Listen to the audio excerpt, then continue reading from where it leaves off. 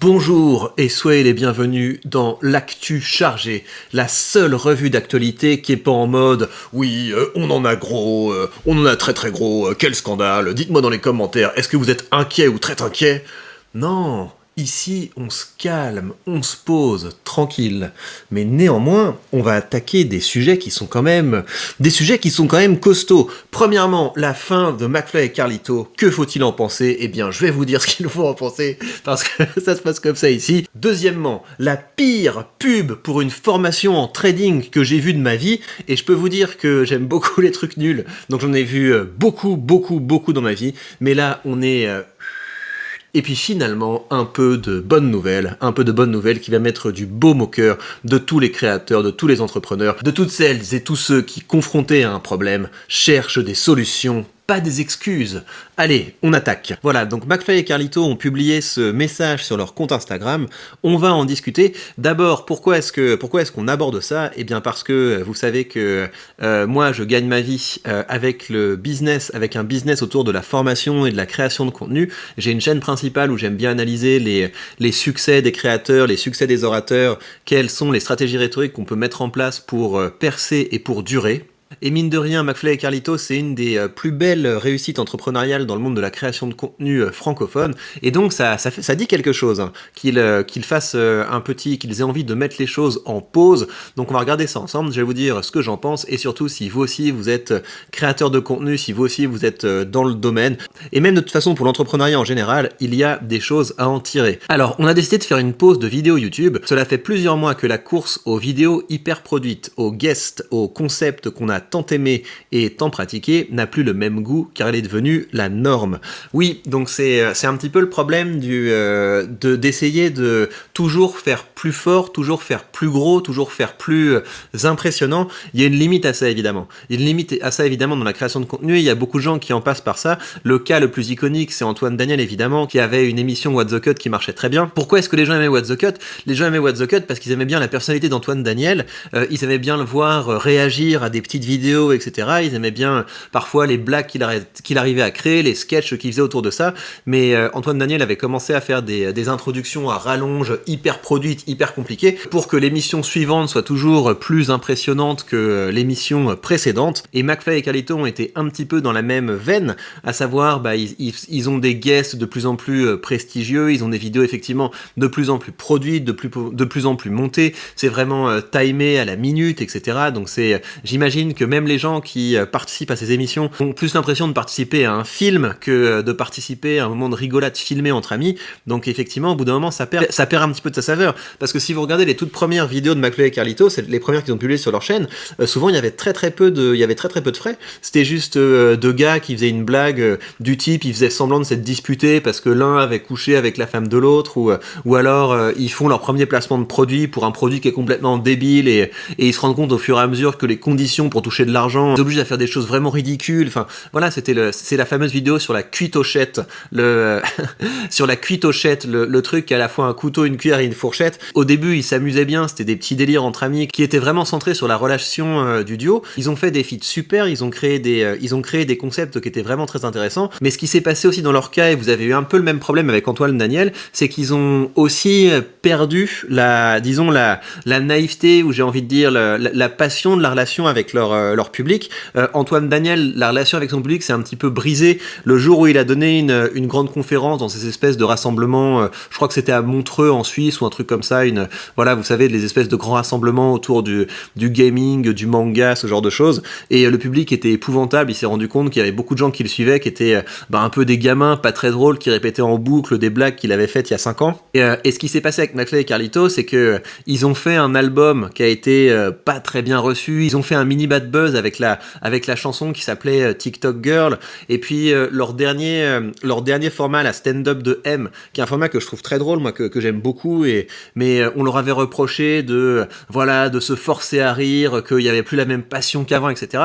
Et ça, c'est très difficile. C'est très difficile parce que quand on est un créateur comme ça, chacune des vidéos qu'on fait nous demande beaucoup de travail, nous demande beaucoup d'énergie, nous demande beaucoup d'implication, et quand au moindre petit écart, à la moindre petite différence de performance, on sent qu'on a le public qui est voilà, qui est pas sympa, qui balance des commentaires du type c'était mieux avant, je suis déçu, etc.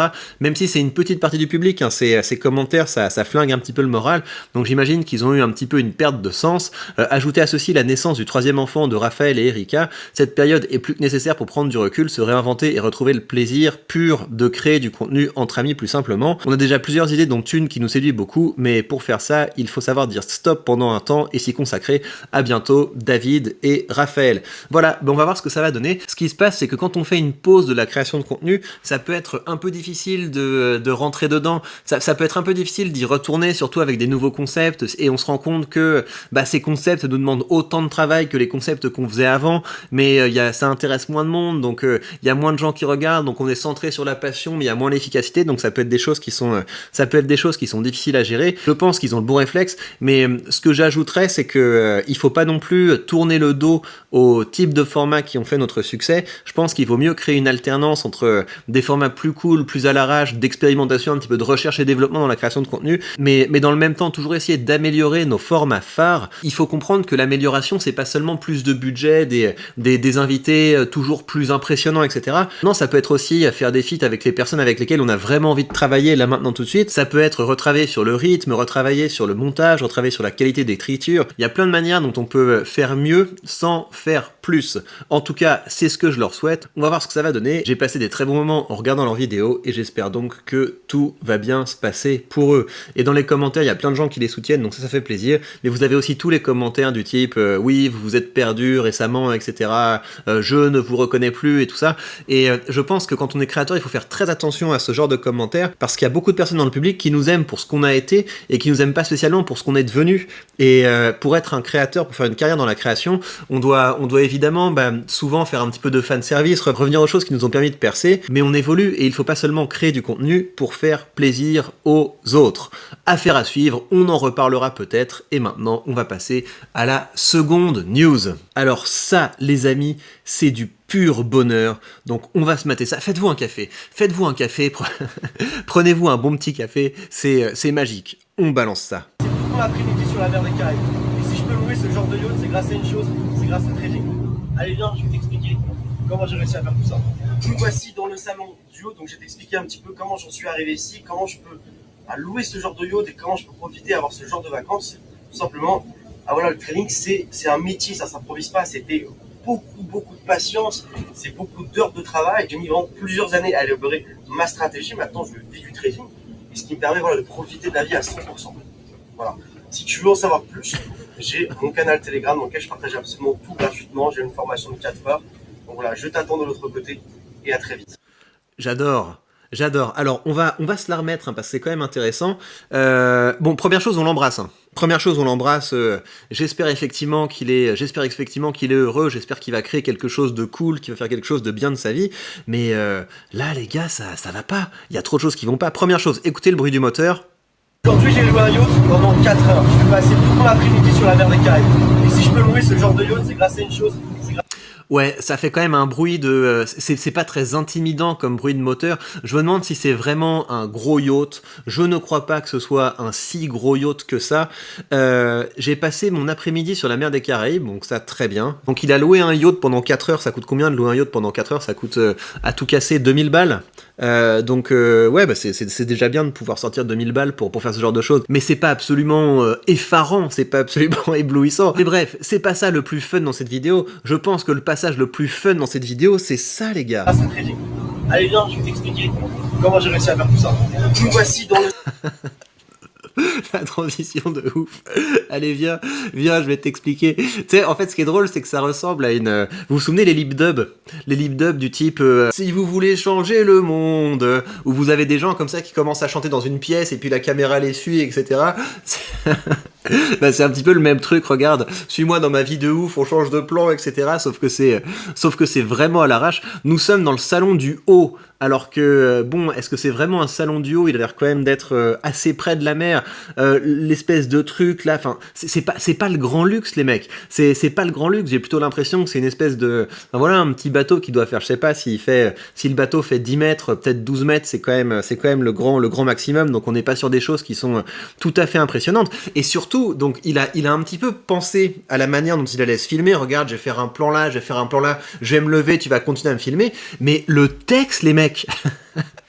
Le texte, il faut nous respecter un petit peu, il faut nous respecter un petit peu plus que ça. Si t'as pris le temps de réfléchir à ce que t'allais faire, tu aurais pu aussi prendre le temps de réfléchir à ce que tu allais dire, parce que au niveau du discours, c'est quand même un petit peu léger, mon ami. Salon du yacht, donc je vais t'expliquer un petit peu comment j'en suis arrivé ici, comment je peux louer ce genre de yacht et Comment j'en suis arrivé là? Comment je peux louer ce genre de yacht? Mais attends, mais louer ce genre de yacht, mon petit camarade, bah je sais pas si, même si ta maman est dentiste ou je sais pas quoi, tu dis maman s'il te plaît, s'il te plaît, s'il te plaît, s'il te plaît, file-moi 2000 balles, faut que je fasse une vidéo. Bah voilà, profitez, faut faire gaffe à ça. Il faut faire gaffe à ça, ça ne passe plus. Ça ne passe plus parce que les gens ont compris. Les gens ont compris que si t'as loué un bateau une demi-heure comme ça et tu l'as loué pour pouvoir faire des petites vidéos comme ça, t'es pas en train de profiter, t'es en train d'essayer de faire du business, mais c'est normal. Pour moi, ce que tu devrais faire, c'est pas insister sur le yacht, c'est tu prépares un super bon pitch en disant bah voilà, moi dans ma formation sur le trading, je fais ça parce que j'ai découvert tel concept, regarde mes résultats, etc.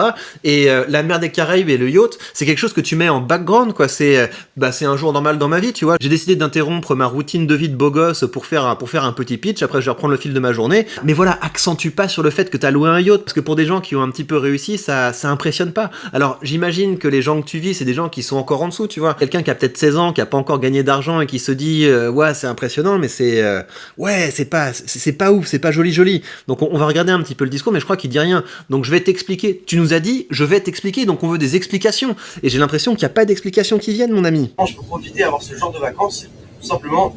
Ah voilà, le trading c'est un métier, ça s'improvise pas, c'était beaucoup de patience, c'est beaucoup d'heures de travail. J'ai mis vraiment plusieurs années à élaborer ma stratégie. Maintenant, je vis du trading, et ce qui me permet voilà, de profiter de la vie à 100%.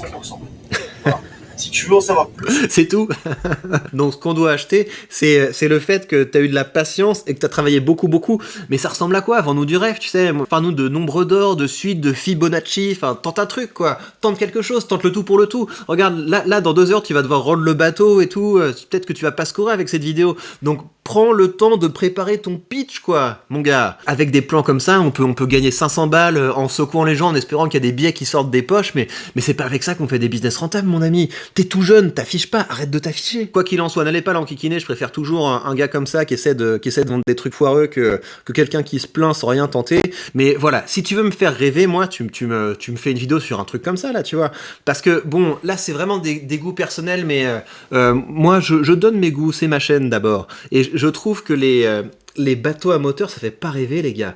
Ça fait pas rêver, les bateaux à moteur. Un bateau à moteur, enfin, t'as l'impression d'être sur l'autoroute pour aller d'un point à un autre. Quand t'avances, tu laisses derrière toi une traînée grisâtre. Enfin, c'est moche, quoi. Vraiment, les bateaux à moteur, pour moi, c'est quand les pauvres sont riches. Si vous voulez vraiment avoir l'air de quelqu'un de riche, bah, faut avoir un petit peu la classe. Vous prenez un truc comme ça, quoi. Un beau Vauquier pilote saloon. Bon, voilà, c'est un peu moins bling-bling que les plus gros yachts qu'on puisse imaginer. Mais au moins, c'est chic. Regardez-moi ces lignes, c'est sympa. C'est un très beau constructeur français. Et puis, quelqu'un qui a appris à manier un bateau à voile, bah c'est quand même autre chose, quoi. C'est pas bouh, je pousse les gaz, je tourne le volant. Non, là il y a tout un art, et quelqu'un qui a consacré du temps à développer ça, bah là on peut se dire ah ouais tiens, quelqu'un qui a été capable de développer la capacité à manœuvrer un beau bateau comme ça, c'est quelqu'un qui avait du temps, c'est quelqu'un qui avait du temps libre. N'importe quel pecno peut pousser la manette des gaz sur un bateau à moteur, quoi. Donc ça ne fait pas rêver. Donc après oui, l'intérieur c'est un peu spartiate, mais c'est la classe. Parce que quand un bateau comme ça fend les vagues sans faire de bruit comme ça, c'est autre chose que...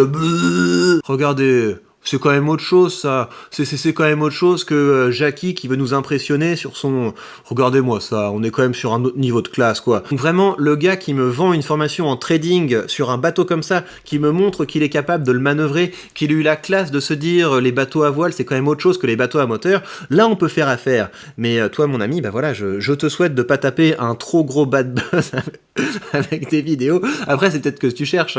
Et j'imagine que dans 5 ans, dans 10 ans, si t'as réussi à faire rentrer un petit peu de rond, tu feras quelque chose d'un petit peu plus malin que ça.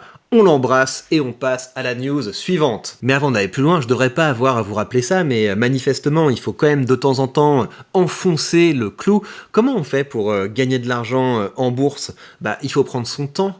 Tous les plans du type oui, tu vas devenir millionnaire du jour au lendemain, ça ne marche pas. Ce qui marche, c'est déjà de travailler dur, parce que la première chose, c'est de savoir que c'est pas la bourse qui nous rend riche. Ce qui nous rend riche, c'est la valeur qu'on est capable de créer. Donc on commence par créer de la valeur, et une partie des revenus qu'on dégage de cette création de valeur, on les investit pour qu'ils travaillent pour nous. Et voilà, c'est un processus qui est lent. Pour vous donner mon histoire, moi j'ai commencé à investir il y a 3 ans.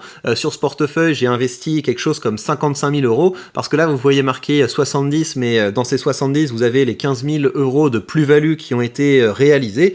Donc vous faites le calcul, mais c'est pas mal. On a eu une année dernière qui était particulièrement moche, mais voilà, vous voyez, ça commence à augmenter. Et puis surtout, ce qui est intéressant, c'est que j'ai des dividendes qui tombent régulièrement. Sur l'année dernière, j'avais une moyenne de dividendes par mois aux alentours, je crois, de près de 200 euros par mois en dividendes. Je vais essayer de passer la barre des 300 euros reçus en dividendes cette année, et on avance progressivement. Et une chose qui est cool chez mon courtier de Giro, si vous voulez investir en étant bien diversifié et donc en diminuant vos risques, c'est que vous pouvez acheter des très bons ETF, comme l'ETF du SP500, comme l'ETF Vanguard du monde entier. Et ces ETF, vous pouvez les acheter sans commission. Donc si vous voulez faire un petit DCA tranquille, c'est un bon courtier. Et si vous voulez commencer à investir ou si vous voulez vous diversifier en termes de courtier, vous avez mon lien sous cette vidéo, et jusqu'à la fin du mois, eh bien, vous avez 100 euros de frais de courtage remboursés. Donc à quoi ça sert d'avoir 100 euros de frais de courtage remboursés? Moi, j'ai pas de frais de courtage parce que sur ce portefeuille aujourd'hui, ce que je fais, c'est que je réinvestis les dividendes pour acheter des parts d'ETF,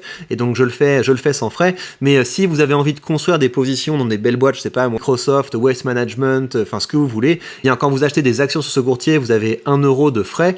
Donc évidemment, quand vous achetez, quand vous faites des ordres à 1000 euros, à 2000 euros, c'est bien qu'il y ait des frais fixes d'1 euro parce que ça vous coûte pas beaucoup. Mais si vous voulez acheter une action, 2 actions, 3 actions, 1 euro de frais à chaque ordre, ça pèse. Et donc avec ces 100 euros de frais de courtage offerts, vous pouvez vous construire un beau portefeuille, et puis après vous le mettez en pilote automatique, vous achetez des ETF, vous faites ce que vous voulez. Alors, petit article que j'ai trouvé sur Presse Citron qui est en train de devenir une de mes sources d'informations clés. Il y a quand même pas mal de choses que je peux utiliser, donc je les embrasse. Jean-Yves Alric, on t'embrasse, on espère que tu vas bien.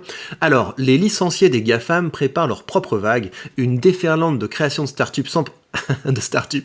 start-up sans précédent. Plus de 100 000 travailleurs ont perdu leur emploi dans le secteur technologique aux États-Unis. Oui, donc vous avez vu récemment, vous avez des grosses boîtes comme Google, Apple, Microsoft qui ont pas mal licencié. Et d'ailleurs, j'avais vu une vidéo passer sur la chaîne de Joseph Carlson, très bon Joseph Carlson, allez voir sa chaîne. Il avait montré des clips de gens qui bossaient chez Google, qui bossaient chez Microsoft, en mode regardez ma journée chez Google, chez Microsoft, et on se rendait compte que les gars, ils arrivaient à 10h au bureau, ils allaient au bar à smoothie, ensuite on les voyait bossouiller une demi-heure, ensuite ils allaient au cours de pilates, ensuite ils allaient déjeuner, ensuite ils faisaient une petite pause, ensuite petit massage, etc. Ensuite ils bossouillaient une demi-heure, ensuite c'était l'heure de l'apéro avec les amis, etc. Donc on voyait des gens qui bossaient dans ces grandes entreprises très cool, qui s'affichaient sur les réseaux sociaux, la super vie dans les GAFAM, et c'est suicidaire de faire ça, parce que ça montre que ces gens sont désœuvrés. Donc évidemment que quand les temps se tendent un petit peu, plein de gens qui sautent, et donc on a vu les mêmes gens faire des petites stories, oui, mon départ de chez Google, mon départ de chez Microsoft, etc. Bon, bref, en tout cas, parmi ces gens qui se sont fait lourder, vous en avez plein qui étaient évidemment compétents, et ce qui est intéressant quand on a vraiment une mentalité, c'est qu'un licenciement, ça peut être une bonne nouvelle. Ça peut être une bonne nouvelle de tester quelque chose d'autre, de tester quelque chose de nouveau, et c'est ça, une belle mentalité que j'aime. Et donc le fait que, une entreprise, c'est comme une montgolfière, des fois pour que ça monte, faut lâcher un peu du lest, ça va avoir un effet très positif. Déjà, ça a l'effet positif pour les boîtes qui ont renvoyé des gens d'assainir leurs finances, et puis côté des gens qui se sont fait lourder, ils vont lancer leur propre truc, ils vont le lancer avec la boule au ventre, avec la rage de s'être fait virer en disant mais je vais vous concurrencer. Donc c'est très positif. Alors regardez ce qu'ils nous disent. L'année 2022 a été particulièrement difficile dans le monde de la tech aux États-Unis. Près de 100 000 personnes ont été licenciées selon les premières estimations, et le phénomène s'amplifie encore avec des annonces de suppression d'emplois du côté de la plupart des géants de la tech en 2023, Meta, Microsoft, Google, Amazon, Twitter. Face à cette hécatombe sociale, les salariés se ressaisissent vite en lançant leurs propres entreprises. Dans un sondage mené par la société Clarify Capital auprès de 1000 travailleurs de la tech licenciés, 63% des répondants disent avoir créé leur propre société. Vous vous rendez compte? 63, c'est pas s'il te plaît et ta maman aide-moi, c'est 63% qui dit ok, j'ai plus de travail, alors je vais m'en créer un. Ça, c'est une super mentalité. Encore plus réjouissant, ils disent gagner plus d'argent maintenant que par le passé. Selon l'étude en question, leurs revenus augmentent de 13 000 $ par an en moyenne. Et ben voilà les gars. Une autre enquête réalisée par le célèbre incubateur Y Combinator confirme cette tendance. On constate une augmentation de 20% des créations de start-up en 2022. Le mouvement s'accélère encore avec une multiplication par 5 des créations d'entreprises technologiques en janvier. C'est ça qu'on veut voir et c'est aussi pour ça que je vous fais ce genre de vidéo. C'est parce que j'ai envie qu'on puisse créer cette mentalité qui voit dans les crises des opportunités. J'ai envie qu'on importe ça par chez nous. On en a bien besoin. Si vous voulez contribuer à ce mouvement, vous savez ce que vous faites. Vous vous abonnez, vous mettez des gros likes, vous mettez des super commentaires. Je vous embrasse bien fort. Je vous souhaite de cartonner, de tout déchirer et je vous dis à très vite pour de prochaines news.